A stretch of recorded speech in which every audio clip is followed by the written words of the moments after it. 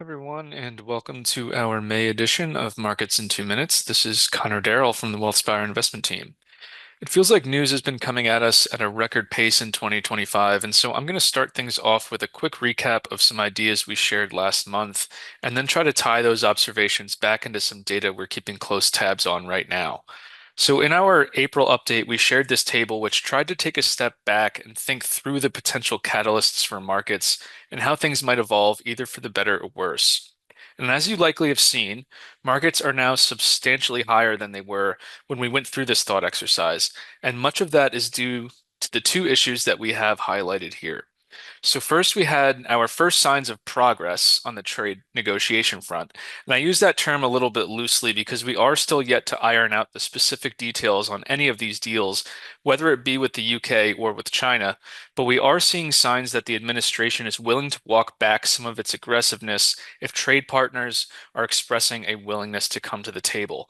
And while we don't really have a clear idea of exactly where things will ultimately land, it does appear that we are likely to avert the worst case scenario of prolonged and aggressive trade negotiations, which weigh heavily on economic activity and then increase the potential for a meaningful resurgence of inflation.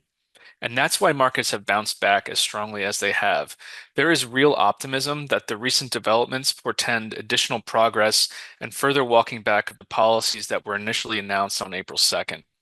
But on top of that, we've also now had our first glimpse at tax reform, which is another key initiative for the administration. Right? You think back to Trump 1.0, we got the tax cuts first and then the aggressive trade talks. Whereas this time around, we got those things in reverse order. And that led to markets becoming hyper-focused on the negative headlines and not necessarily looking through to some of the favorable developments that were likely to come through during the back end of the year. With that said, while it does appear the biggest risks have become less likely, there is still a ton of uncertainty out there. And from an economic data perspective, we're closely monitoring a recent divergence in what's called the soft and hard data.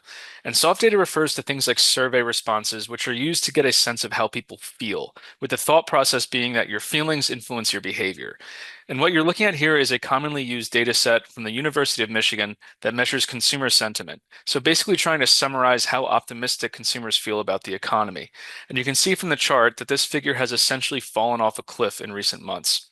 And so people feel pretty terrible based on their responses to the survey. But the interesting thing is that this hasn't really translated into behavior because the so-called hard economic data is still holding up quite well.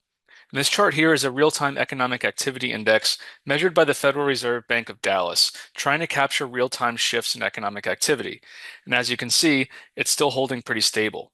And so going forward, we're going to try to be closely watching whether those bad vibes begin to translate into bad data, because it isn't until consumers' behavior changes that we can expect to see a slowdown in the economy. And that's when things could begin to dovetail into markets.